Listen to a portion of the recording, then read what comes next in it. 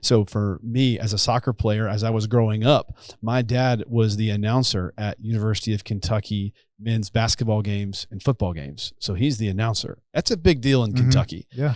As I got to high school, my dad wanted to come to my high school games on Saturdays, and that meant he had to give something up. And so he stepped down as the announcer at UK football games so that he could come to my soccer games.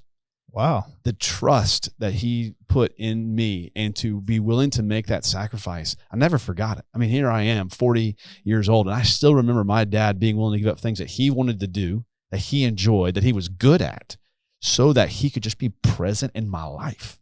And for me, that was a big deal. He was willing to give something up for me. And that sacrifice he made of intentionally investing in that relationship, that's how he earned the right to want to be my best man at my wedding, because it was a friendship. It was a trust. It was a love, but it required sacrifice on his part. Let me go back and make sure I understood that story, because that's quite an incredible story. Your dad was the public address announcer. That's right. For University of Kentucky football? He did football and basketball. Now for football, we weren't very good during that time. So oftentimes it was more of a celebration of, hey, first down Kentucky. We didn't get many touchdowns back then.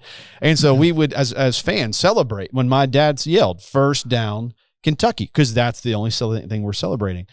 I remember his voice booming throughout Commonwealth Stadium.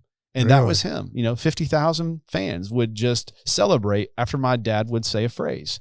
And then he was the basketball guy. And then he was a basketball guy. Kentucky's known for the basketball. That's right. That's right. That's the Holy Grail. And so he was there from the last year of Eddie Sutton. He did all of Rick Pitino, all of Tubby Smith. And he was so good at it, had that incredible booming voice that would just echo all throughout the arena.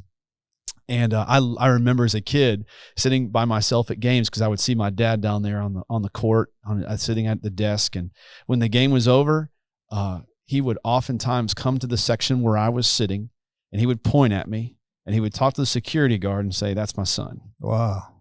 And I would get to walk down the stage. So it was down the arena stairs. And so as the entire crowd is going up the stairs out to their car, I'm walking down. And I get to walk out onto the floor with my dad and get to exit out with him. And I think it's just that's something, even to this day as a 40-year-old, I'm just blessed with that memory. And I'm like, man, what a picture of what God does with us as he points us out in the stadium, says, "That's my son. He's coming with me." He validated you. Oh, my important. goodness. I belong to him. So your dad gave that up because he wanted to be at your games. He wanted to be with me. Wow. What a story. And that is something that is so precious to me. Wow. And it's a gift.